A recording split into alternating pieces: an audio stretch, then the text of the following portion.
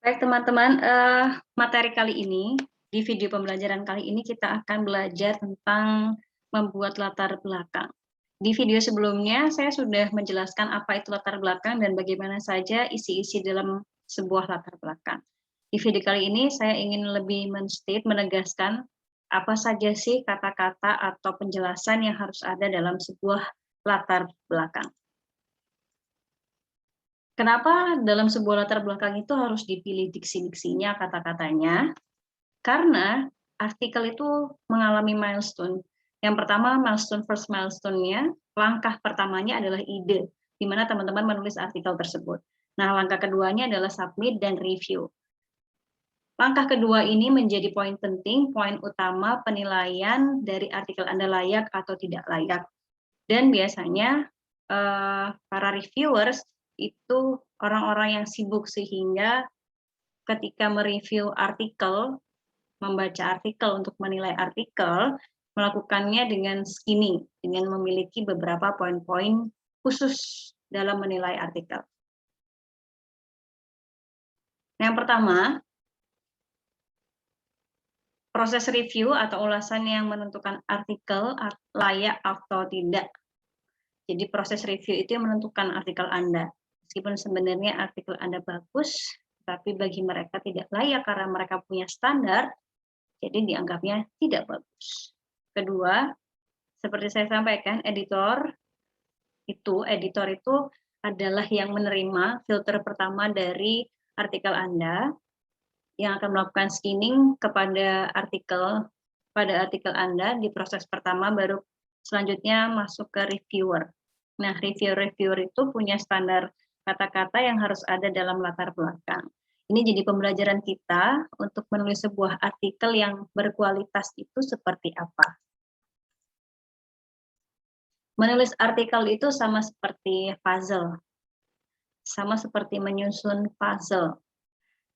Jadi, dalam sebuah susunan puzzle, ada satu keping puzzle yang hilang. Itulah artikel kita berguna untuk menutup puzzle tersebut. Nah, apa sih yang hilang ini? Kepingan apa sih yang hilang? Itu yang menjadi permasalahannya. Permasalahan itulah yang Anda sampaikan dalam latar belakang. Dalam sebuah latar belakang harus ada 4 menu, harus ada 4 hal ini. Yang pertama adalah fenomena apa yang sedang diangkat. Yang Anda tulis itu fenomenanya fenomena apa? Fenomena itu bisa menjelaskan latar tempat, latar waktu, latar suasana, dan sebagainya. Atau apakah yang sedang viral, yang sedang happening. Terus yang kedua, gap.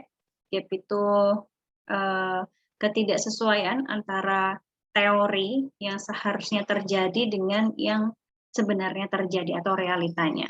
Ketiga, state of the art, kebaruannya. Jadi apa sih yang baru dari artikel yang sudah Anda buat? Yang keempat adalah tujuan penulisan artikel. Keempatnya ini bisa Anda susun dalam beberapa paragraf. Kurang lebih biasanya latar belakang artikel itu 1 sampai 2 halaman yang terdiri dari 8 sampai 10 paragraf. Ke fenomena.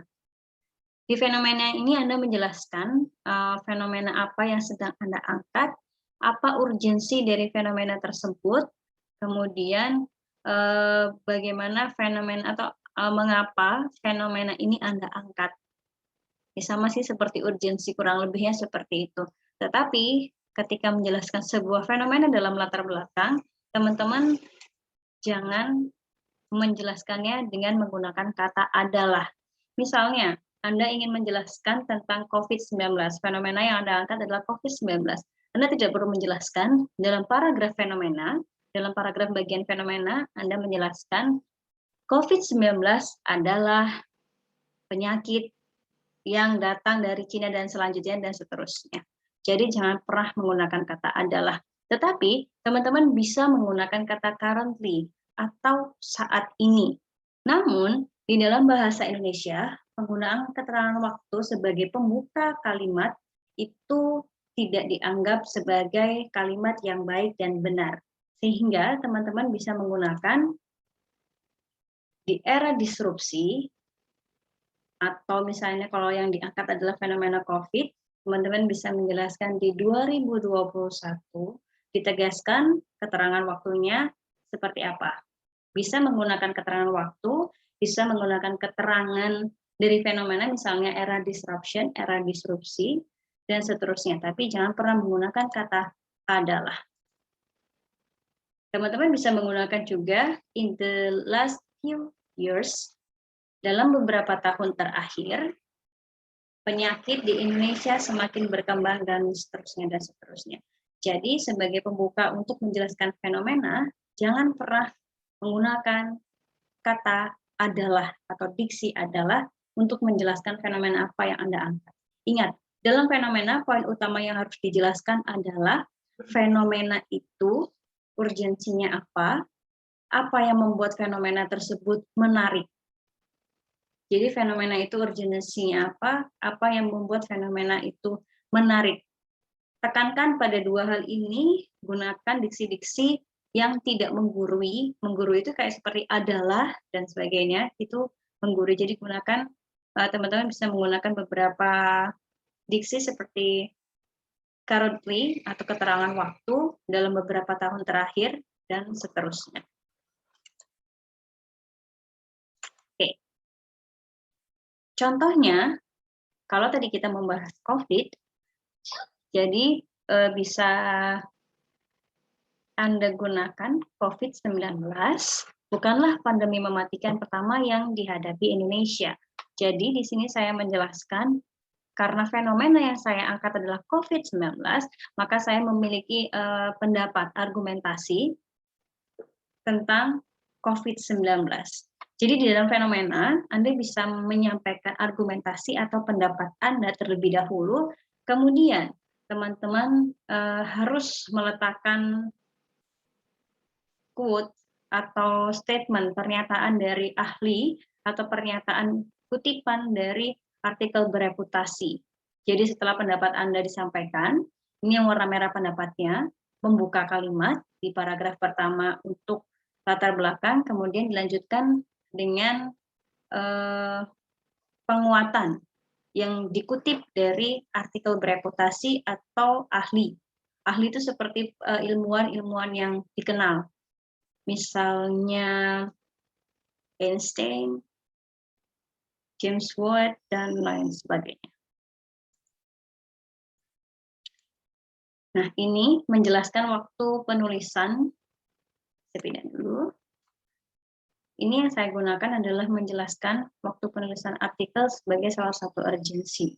Jadi fenomenanya saya buka dengan menjelaskan atau penjelasan waktu, keterangan waktu. Kedua, soal gap. Apa sih gap itu?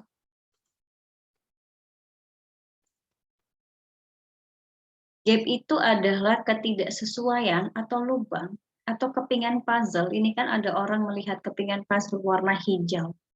Jadi gap itu adalah kepingan atau bolongnya sesuatu atau ketidaksesuaian dari apa yang seharusnya terjadi versus apa yang sedang terjadi.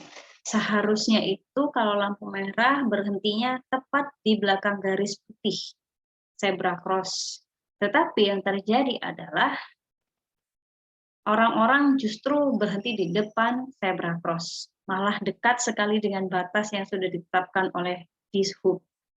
Nah, gap-nya lalu apa sih yang membuat hal tersebut terjadi? Itu gap-nya. Karena tidak sesuai. Nah, kenapa sih kok bisa nggak sesuai? Atau Anda juga bisa menyampaikan apa yang sebelumnya terjadi versus apa yang sedang terjadi. Misalnya, dulu kita tidak keluar menggunakan masker, tetapi sekarang kita keluar harus lengkap dengan masker, face shield, dan kelengkapan protokol kesehatan lainnya. Nah, kenapa sih kok terjadi seperti itu? Itu adalah gap dan itu yang akan Anda bahas. Itu adalah poin fokus permasalahan yang akan Anda bahas nanti. Oleh karenanya gap ini menjadi penting karena gap ini akan memiliki keterkaitan dengan judul yang sudah Anda buat sebelumnya. Untuk menegaskan sebuah gap, ini teman-teman bisa menggunakan kata however. Contohnya, kedua pandemi ini sama-sama mengorbankan nyawa dalam jumlah besar. Namun, yang berbeda adalah flu Spanyol terjadi dan seterusnya dan seterusnya. Nah, yang merah ini menjelaskan gap yang sudah Anda buat. Contoh lainnya, misalnya saya menggunakan analogi lampu merah. Pemerintah sudah menetapkan batas garis motor berhenti ketika lampu merah menyala. Namun, yang terjadi adalah para pengendara motor berhenti di depan jalur, di depan garis putih yang sudah disiapkan oleh pemerintah. Jadi problemnya di situ. Karena sudah mengemukakan dengan kata namun, maka gap-nya ketemu, kemudian dijelaskan. Hal itu menunjukkan bahwa, nah ini mengarah ke judul Anda. Hal itu menunjukkan bahwa pengendara belum mengetahui peraturan yang sudah disiapkan atau pengendara mengalami psikologi yang misalnya keburu-buru dan sebagainya. Pokoknya ini hal itu menunjukkan, itu nyambung ke judul yang teman-teman buat. Oke. Selanjutnya adalah state of the art. Kebaruan. Di state of the art ini teman-teman harus mencari kurang lebih 3-5 penelitian terdahulu dari web, dari jurnal-jurnal bereputasi, bisa dicari di Google Scholar ya. Cari 3-5 yang berkaitan dengan penelitian yang Anda tulis.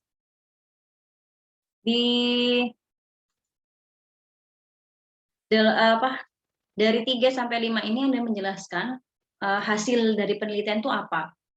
Jadi 3 penelitian sudah Anda cari, sudah Anda temukan yang berkaitan dengan penelitian yang Anda tulis, hasilnya Anda jabarkan, kemudian apa hubungannya atau bagaimana posisinya dengan penelitian yang Anda sedang lakukan.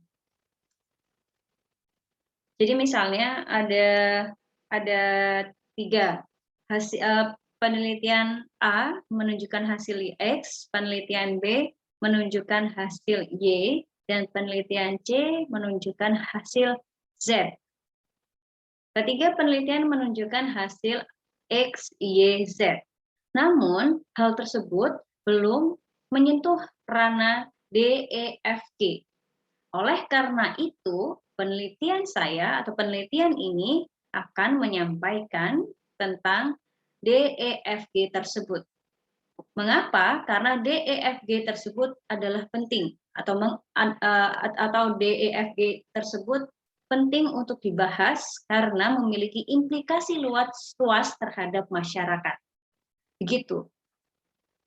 Jadi penelitian terdahulunya harus disampaikan hasilnya apa, terus bagaimana hasil-hasil tersebut memiliki posisinya seperti apa dalam penelitian Anda. Dari situ akan tahu posisi kebaruan penelitian Anda di mana. Kata-kata yang bisa teman-teman pakai adalah namun, dan oleh karena itu seperti yang saya contohkan sebelumnya. Ini contohnya, sejauh ini penelitian post-truth diketahui berkaitan dengan media dan internet, diantaranya bla bla bla. Kemudian menjelaskan isi penelitiannya, penelitian ini menunjukkan bahwa terus dan seterusnya dan terusnya. Kedua penelitian tersebut membuktikan bahwa fenomena post-truth sering terjadi dan seterusnya. Namun, penelitian tersebut belum menyentuh ranah disrupsi ketika terjadi infodemik COVID-19 yang rawan informasi ini. Implikasinya, kalau misalnya post-truth ini tidak dibahas, kalau penelitian saya ini tidak dibahas, tidak ditulis, maka terjadi rawan informasi pada infodemik COVID-19. Therefore, oleh karena itu, penelitian post-truth pada infodemik menjadi penting, mengingat Indonesia sebagai, nah ini implikasi yang lebih luas lagi. Jadi untuk menekankan state of the art, teman-teman harus mencari penelitian yang mendukung penelitian Anda. Bu, ini sama, ini juga pakai lokus yang sama, pakai fokus yang sama, apa bisa-bisa. Tapi cari yang menguatkan posisi kebaruan penelitian Anda. Jangan dipaksakan, ya pokoknya nemulah dipakai, jangan dipaksakan. Harus yang sesuai, karena implikasinya nanti di pembahasan. Result and discussion, hasil dan pembahasan. Oke. Terakhir, sebagai penutup sebuah latar belakang, teman-teman tuliskan dalam paragraf bagian akhir itu adalah tujuan penulisan artikel. Nah, tujuan penulisan artikel bisa teman-teman tulis ya panjang lebar dulu, maksudnya diberi prolog. Kemudian menjelaskan artikel ini bertujuan untuk memaparkankah, menganalisakah, menginvestigasi. Kalau memaparkan ya hanya memaparkan, jadi kayak mendeskripsikan bahwa terjadi fenomena X. Kalau menganalisa, ada analisa, berarti ada data. Kalau investigasi, berarti ada sesuatu yang dimunculkan dari yang awalnya tidak ada, menjadi ada. Sampaikan juga di paragraf terakhir latar belakang cara kerja dalam menganalisa data untuk menemukan cara kerja dalam menganalisa data, misalnya untuk menemukan pergerakan masyarakat, studi ini menggunakan analisis wacana kritis. Paragraf akhir dalam latar belakang ini sebagai leading atau pengantar menuju diskusi di bagian result and discussion. Anda juga bisa memasukkan teori sebagai point of view, sebagai sudut pandang di dalam bagian akhir ini. Misalnya menggunakan sudut pandang atau menggunakan ini ya, di bagian ini kan menggunakan analisis wacana kritis, teman-teman bisa ganti dengan menggunakan teori feminisme dengan analisis wacana kritis. Intinya ketika sudah masuk ke result and discussion, hasil dan pembahasan tuh pembaca sudah tahu, oh iya tadi sudah dibilangin sih pakai point of view-nya feminisme dengan cara analisis wacana kritis. Nih, di bagian akhir disampaikan urgensi lagi terkait dengan yang lebih luas, kemudian disampaikan bahwa fokus masalahnya atau rumusan masalahnya ini understate dengan kalimat pernyataan ya, bukan kalimat pertanyaan. Penelitian ini akan berfokus pada konstruksi post-truth di Indonesia. Nah, ini adalah fokusnya, konstruksi post-truth. Jadi fokus yang Anda tulis di judul harus ada di end of introduction, di bagian akhir dari sebuah latar belakang ini, dengan menggunakan analisis wacana kritis. Tips mudahnya, tentukan dulu ya, Anda diskusi dengan diri sendiri dulu, masalah yang mau diangkat apa, urgensinya apa, gap yang ditemukan apa, kebaruannya apa, ini didiskusikan, dibuat reng-rengannya dulu, kemudian jawabannya ditulis, terus masukkan kata kunci yang tadi dalam 4 menu tadi, dibaca ulang, kemudian kalau Anda rasa diksi-diksi ada yang tidak efektif, Anda hapus, Anda ganti lagi. Begitulah membuat sebuah latar belakang yang baik dan benar dalam sebuah artikel. Semoga bermanfaat teman-teman. Sampai ketemu di materi selanjutnya.